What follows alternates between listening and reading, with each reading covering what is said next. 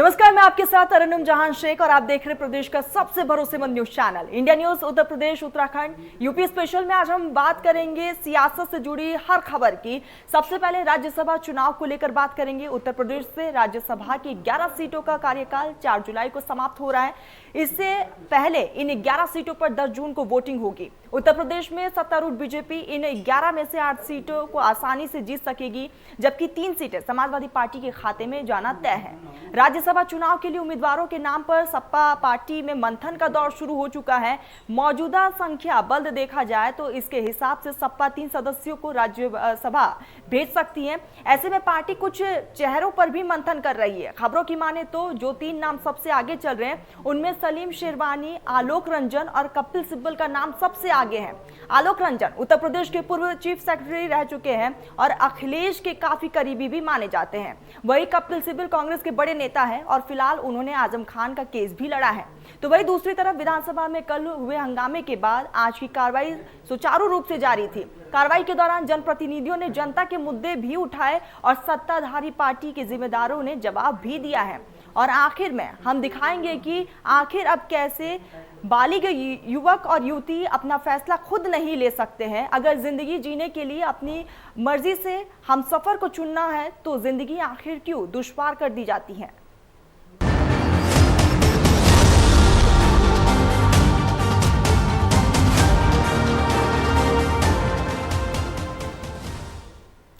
उत्तर प्रदेश से राज्यसभा की 11 सीटों का कार्यकाल 4 जुलाई को समाप्त हो रहा है। इससे पहले इन 11 सीटों पर 10 जून को वोटिंग होगी। उत्तर प्रदेश के सत्तारूढ़ बीजेपी इन 11 में से 8 सीट आसानी से जीत सकेंगे, जबकि 3 सीटें समाजवादी पार्टी के खाते में जाना तय है। राज्यसभा चुनाव के लिए उम्मीदवारों के नाम पर समाजवादी पार्टी में मंथन का दौर शुरू हो चुका है। साथ ही कई तरह की दुश्वारियां भी साफ तौर पर देखने को मिल रही है। यूपी में राज्यसभा की जंग के लिए बिसात बिछनी शुरू हो गई है। चहलकदमी बढ़ गई है। जाने अनजाने में सभी पार्टी के बेरोजगार नेता रोजगार पाने की तलाश में जुगाड़, भागदौड़ और पैरवी का दौर कर रहे हैं। हर किसी को अपनी लालसा है। उजरत मांगी जा रही है पार्टी को दिए गए योगदान की, लेकिन पार्टी के वरिष्ठ नेता ही तय करेंगे कि आखिर किन किन को पार्टी संसद के उच्च सदन की कुर्सी पर विराजमान होने का मौका देती है। राज्यसभा की जंग की तैयारी। 11 राज्यसभा की सीटों का नामांकन प्रक्रिया शुरू। 31 मई तक नामांकन दाखिल किए जा सकेंगे। 1 जून को नामांकन पत्रों की जांच होगी। 3 जून तक नाम वापस लिए जा सकेंगे। 10 जून को सुबह 9 बजे से शाम 4 बजे तक मतदान होगा। शाम 5 बजे से मतगणना होगी। दरअसल राज्यसभा की यूपी से 11 सीटों पर मौजूदा सदस्यों का कार्यकाल 4 जुलाई को खत्म हो रहा है। इनमें 5 भाजपा, 3 सपा, 2 बसपा और कांग्रेस के 1 सदस्य शामिल हैं। भाजपा 8 सीटों के लिए कुल 20 नामों का पैनल संसदीय बोर्ड को भेजेगी। इसमें वर्तमान 5 राज्यसभा सदस्य शिव प्रताप शुक्ला, सैयद जफर इस्लाम, संजय सेठ, सुरेंद्र नागर और जयप्रकाश निषाद के नाम भी शामिल हैं। उत्तर प्रदेश के कोटे में 31 सांसद होते हैं। यूपी के कोटे में राज्यसभा के कुल 31 सांसद हैं। 11 सदस्यों का कार्यकाल 4 जुलाई को समाप्त हो रहा है। नामांकन की कवायद शुरू हो रही है। चुनाव में बीजेपी को 8 सीटें मिलना तय है। सपा को 3 सीटें मिलना तय माना जा रहा है। ही हमारे यहाँ एक लोकतांत्रिक पद्धति है। जल्दी ही प्रत्याशियों की सूची घोषित होगी। राज्य से पैनल बनकर सेंट्रल को जाता है और केंद्रीय चुनाव समिति नामों पर विचार करती है और हमारे यहाँ कार्यकर्ता आधारित विचार होता है। केंद्रीय चुनाव समिति जिन नामों पर फैसला शीर्ष नेतृत्व की सहमति से लेगा, निश्चित रूप से उनके नामांकन के बाद उनकी विजय से सुनिश्चित होगी। गौरतलब है कि विधानसभा में बीजेपी गठबंधन के 273 और सपा गठबंधन के 125 विधायक हैं, जबकि जनसत्ता दल लोकतांत्रिक और कांग्रेस के 2 तथा बीएसपी के 1 विधायक हैं। खबरों की माने तो जनसत्ता दल के 2 विधायकों का समर्थन भाजपा को मिल सकता है, जबकि कांग्रेस और बसपा का किसी भी दल से गठबंधन नहीं हो पाने से दोनों ही दल चुनाव से बाहर रह सकते हैं। राज्यसभा चुनाव में वोटों का गणित। एक सीट के लिए 36 विधायकों की आवश्यकता होती है। ऐसे में बीजेपी के पास 273 विधायक हैं, इसलिए बीजेपी को 8 सीट जीतने में होगी आसानी, जबकि सपा के पास 125 विधायक हैं। इस आधार पर उसे 3 सीट जीतने में कोई दिक्कत नहीं होगी।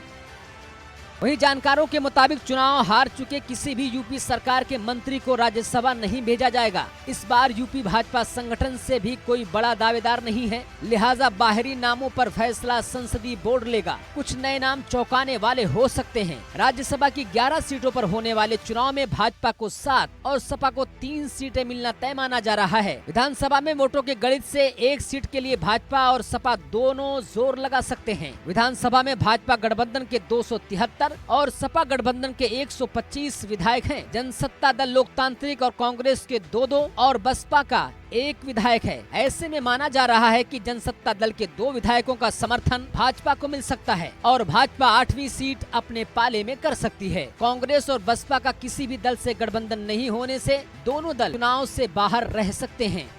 अखिलेश के नेतृत्व की फिर होगी अग्नि परीक्षा। नाराज विधायकों को साथ रखना सपा के लिए चुनौती। राज्यसभा जाने वाले नेताओं को मनाना बड़ी चुनौती होगी। शिवपाल और आजम की नाराजगी सपा के लिए सिरदर्द। शिवपाल और आजम खान की अनदेखी करना सपा पर आरोप। विधायकों की बैठक में न बुलाए जाने से हैं दोनों नाराज। फिलहाल सपा ने राज्यसभा सदस्यों के लिए जो रणनीति बनाई है उसमें सबसे ऊपर जिनके नामों की चर्चा है वो है कपिल सिब्बल। दूसरे नंबर पर हैं सलीम शेरवानी। आलोक रंजन का नाम भी आगे है और आरएलडी अध्यक्ष जयंत चौधरी का नाम भी चर्चा में शामिल है। राज्यसभा के लिए 11 सदस्यों का नामांकन आज से शुरू हो गया है। अगर चुनाव की बात की जाए तो 8 सदस्य भारतीय जनता पार्टी के जीतेंगे और 3 समाजवादी पार्टी के। अगर चुनाव होता है तो कहीं ना कहीं आजम खां और उनके पुत्र जिस तरीके से दूरी बनाए हैं, शिवपाल यादव दूरी बनाए हैं, ऐसे में कुछ ना कुछ चुनौतियां अखिलेश यादव के सामने खड़ी होंगी। जिस तरीके से विधानसभा में दूरियां दिखाई पड़ी और ओम प्रकाश राजभर का भी बयान आया, इसको लेकर कयास लगाए जा रहे हैं कि अखिलेश यादव की इस बार राज्यसभा के चुनाव में अग्नि परीक्षा होगी। अब देखना दिलचस्प होगा कि सपा प्रमुख अपने नाराज नेताओं को मना लेते हैं या नाराज नेता बगावत करते हैं। अखिलेश की एक और अग्नि परीक्षा मुंबई खड़ी है, जहां उनके नेतृत्व और उनकी क्षमता का लिटमस टेस्ट होगा। तो दूसरी तरफ बीजेपी की तरफ जनता की निगाहें और नेताओं की नजर इसलिए होंगी कि आखिर किसको राज्यसभा भेजती है। वहीं दूसरी तरफ कांग्रेस और बीएसपी यूपी में इस जंग से पूरी तरह से बाहर हैं। ऐसे में योगी और अखिलेश के बीच एक बार फिर घमासान देखने को मिल सकता है। आंकड़ों को देखें तो बीजेपी की जीत 8 सीटों पर तय है और 3 सीटों पर सपा की विजय पक्की है। लेकिन क्या नाराज नेता अखिलेश की आशंकाओं पर पानी फेरेंगे या सपा को ही सपोर्ट करेंगे, ये देखना होगा और इंतजार भी करना होगा। Bureau report, India news, Uttar Pradesh, Uttarakhand. कल विधानसभा में बजट सत्र के पहले दिन विपक्षी पार्टी समाजवादी पार्टी ने जमकर हंगामा किया था, जिसकी वजह से पूरे दिन की कार्रवाई को स्थगित करना पड़ गया था। लेकिन आज विधानसभा की कार्रवाई सुचारू रूप से चली और माहौल खुशनुमा भी नजर आया। वही वाद पलटवार का सिलसिला भी साफ तौर पर देखने को मिला है। विपक्ष के सभी सवालों का जवाब सत्ताधारी पार्टी के जिम्मेदारों ने भी दिया है। जनहित के मुद्दों पर अपनी अपनी राय भी रखी गई। लेकिन दिलचस्प नजारा तब देखने को मिला जब नेता प्रतिपक्ष यानी कि अखिलेश यादव ने नेता सदन यानी कि सीएम योगी के बीच यहाँ पर सवाल जवाब का दौर जब दोनों के बीच शुरू हुआ, वो काफी ज्यादा दिलचस्प रहा है। काफी अरसे बाद दोनों नेताओं ने एक दूसरे पर वार पलटवार किया है। कल बजट सत्र के पहले दिन हंगामा, शोर, हलचल, वावैला, नारेबाजी, तख्ती दिखाने का दिन था। विपक्ष ने शोर इतना मचाया कि विधानसभा अध्यक्ष को पूरे एक दिन के लिए कार्यवाही को स्थगित करनी पड़ी। मतलब ये हुआ कि राज्यपाल के अभिभाषण के बाद कार्यवाही का मतलब जीरो रहा। बजाय सवाल पूछने के शोर मचता रहा। विपक्ष सत्ता के सवाल करने के बजाय तख्तियों और नारे लगाकर पहले दिन की कार्यवाही में बाधक बनता रहा। लेकिन बजट सत्र का दूसरा दिन सुचारू रूप से जारी रहा। विपक्ष तरीके से सवाल दाग रहा था, सत्ता पक्ष सवालों का जवाब करीने से दे रहा था। दिन की कार्यवाही कई सारे प्रश्नों के साथ शुरू हुई। किसी ने पुलिस की कार्यप्रणाली पर सवाल उठाए तो किसी ने लेखपाल की कार्यशैली पर गुहार लगाई, किसी ने प्रशासन की लापरवाही का मुद्दा बनाया। लेकिन जिसका इंतजार सबको था, आखिर अखिलेश कब आएंगे और कब बोलेंगे। और अखिलेश ने जब बोला तो सत्ता पक्ष तिलमिला गया। तुमने सुना होगा कि वो बहन क्या कह रही थी। उसकी बहन कह रही थी कि पुलिस ने इतना पीटा कि जान चली गई। उसके बाद पुलिस उसकी झूठी कहानी बनाने के लिए फांसी से लटकाना चाहती थी। ये घटनाएं होंगी उत्तर प्रदेश में, क्योंकि एक घटना नहीं है। मैं सूची पढ़ सकता हूं, लेकिन मैं सरकार से जानना चाहता हूं। सूबे में बढ़ते अपराध नामे पर कई तीखे तंज कसे। अखिलेश ने कहा कि प्रदेश में कानून व्यवस्था का ढिढोरा पीटा तो जा रहा है, लेकिन जमीनी हकीकत कुछ और है। जनता परेशान है और सरकार मस्त है। नेता सदन जब मौजूद हैं, तो मुझे कम से कम ये जानकारी दें कि क्या उत्तर प्रदेश में सबसे ज्यादा अपराध महिलाओं पर हो रहे हैं कि नहीं हो रहे, और डायल 112 और 1090 उसके आंकड़े क्या कहते हैं। क्योंकि ये सरकार नई नहीं है, ये कंटिन्यूटी की सरकार है। क्या सरकार ये स्वीकार करेगी पुलिस के लोग कहानी बदल देते हैं? एक तरफ महिलाएं सुरक्षित नहीं, बदमाश गुंडे बेखौफ हैं, तो वहीं पुलिस भी गरीब और असहाय लोगों को प्रताड़ित करती है। पुलिस की कार्यशैली से बदमाश बेखौफ घूम रहे हैं और जनता थाने में शिकायत करने से बचती है। तुमने सुना होगा कि वो बहन क्या कह रही थी। उसकी बहन कह रही थी कि पुलिस ने इतना पीटा कि जान चली गई। उसके बाद पुलिस उसकी झूठी कहानी बनाने के लिए फांसी से लटकाना चाहती थी। ये घटनाएं होंगी उत्तर प्रदेश में, क्योंकि एक घटना नहीं है। मैं सूची पढ़ सकता हूं, लेकिन मैं सरकार से जानना चाहता हूं। नेता सदन जब मौजूद हैं, तो मुझे कम से कम ये जानकारी दें कि क्या उत्तर प्रदेश में सबसे ज्यादा अपराध महिलाओं पर हो रहे हैं कि नहीं हो रहे, और डायल 112 और 1090 उसके आंकड़े क्या कहते हैं। क्योंकि ये सरकार नई नहीं है, ये कंटिन्यूटी की सरकार है। क्या सरकार ये स्वीकार करेगी पुलिस के लोग कहानी बदल देते हैं? क्या कहानी नहीं बदली जा रही है? मैं ये सरकार से जानना चाहता हूं, जीरो टॉलरेंस की पॉलिसी में कब महिलाओं पर घटना होना बंद होंगी। अब बारी थी सूबे के मुखिया सीएम योगी आदित्यनाथ की। सीएम योगी ने अखिलेश के हर वार को बेजोड़ तरीके से जवाब दिया। सबसे पहले सीएम योगी ने अपराध तंत्र पर जवाब देना मुनासिब समझा और अपने माकूल अंदाज में जवाब भी दिया, प्रहार भी किया।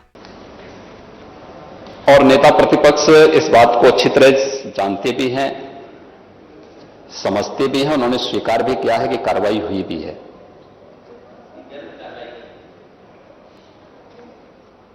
क्योंकि आप तो हर उस अपराधी का समर्थन करते हैं जो प्रदेश में अराजकता के पर्याय थे, गुंडागर्दी जिनका पेशा बन चुका था। विगत 5 वर्ष के अंदर प्रदेश के अंदर कानून व्यवस्था और सुरक्षा के बेहतर माहौल ने ही इस सरकार को फिर से व्यापक जन समर्थन दिया है।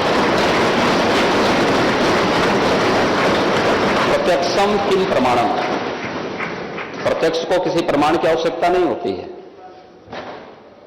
ये चुने गए माननीय सदस्य इस बात के प्रमाण हैं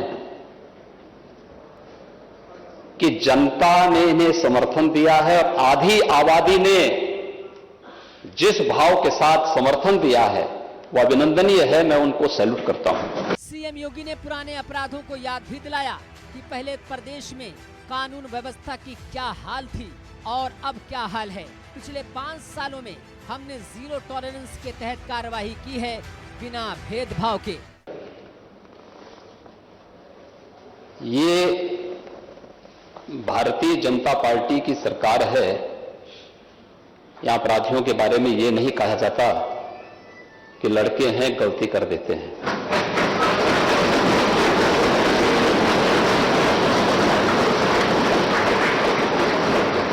अगर अपराधी है तो कोई भी है, वो जीरो टॉलरेंस की नीति के तहत ही कार्रवाई होती है। एक तरफ अखिलेश के सवालों को सीएम ने जवाब दिया तो दूसरी तरफ सुरक्षा व्यवस्था पर जनता को सुरक्षा का भरोसा भी दिलाया। सीएम ने कहा कि सबको सुरक्षा का अधिकार देना सरकार की जिम्मेदारी है। पॉक्सो कोर्ट की भी स्थापना की गई है। पिछले 5 वर्षों के अंदर भी सरकार ने जीरो टॉलरेंस की नीति के तहत ही कार्रवाई की और फिर इस बात के लिए हम पूरी प्रतिबद्धता के साथ कह रहे हैं कि सरकार अपराध और अपराधियों के मुद्दे पर बिना किसी की परवाह के बगैर अपनी कार्रवाई को जारी रखेगी। सुरक्षा अधिकार, सबको सुरक्षा का अधिकार सबको देना सरकार की जिम्मेदारी है, लेकिन कोई व्यक्ति सरेआम अपराध करे यह किसी भी प्रकार से सरकार स्वीकार नहीं कर सकती। और खासतौर पर महिला संबंधी अपराधों को लेकर के एंटी रोमियो स्क्वाड का गठन हमारी सरकार ने 2017 में आने के तत्काल बाद किया था। एंटी रोमियो स्क्वाड के गठन के साथ ही प्रदेश के अंदर 218 महिला संबंधी अपराधों को रोकने के लिए पॉक्सो कोर्ट की स्थापना भी सरकार ने किया। सीएम योगी ने अपनी सरकार की उपलब्धियों का बखान भी बखूबी और निराले अंदाज में किया। सीएम ने कहा कि रामनवमी में 7 राज्यों में दंगे हुए, लेकिन यूपी में एक भी दंगा नहीं हुआ, क्योंकि यहाँ कानून का राज है। अपराधियों में खौफ का माहौल है। बदमाश दुबके हुए हैं या प्रदेश छोड़कर चले जा रहे हैं। हमारी सरकार ने लाउड स्पीकर पर एक नजीर पेश की है। 1 लाख से ज्यादा लाउड स्पीकर उतरे या उनकी आवाज कम हुई, लेकिन कहीं शोर गुल नहीं हुआ, बल्कि सभी मजहब के लोगों ने स्वीकार किया। आंकड़ों के हिसाब से नहीं, अगर आप पूरे देश के अंदर घटित होने वाले मामलों की संख्या को अगर आप देखेंगे, 2012 से 17 के बीच में विभिन्न प्रकार के जो अपराध हुए हैं, चाहे वह हत्या से संबंधित हों, लूट से संबंधित हों, दुष्कर्म से संबंधित हों, महिला संबंधी अपराध हों, इनमें भारी गिरावट आई है। और कल हमारे प्रतिपक्ष के मित्र महामहिम राज्यपाल के भाषण को सुने होते तो बहुत सारी चीजें उनके सामने क्लियर हुई होती। बाकी जो कुछ बचेंगी तो अभिभाषण पर जवाब देंगे, उस समय आपको बहुत स्पष्ट रूप से बताएंगे कि अपराधों में कितनी गिरावट आई है। दूसरा, यह भी बहुत महत्वपूर्ण है कि इससे पहले विधानसभा के चुनाव होते थे या कोई चुनाव होता था, चुनाव के दौरान भी और चुनाव के बाद भी व्यापक हिंसा होती थी। महोदय, कुछ लोगों ने इस विधानसभा चुनाव के दौरान भी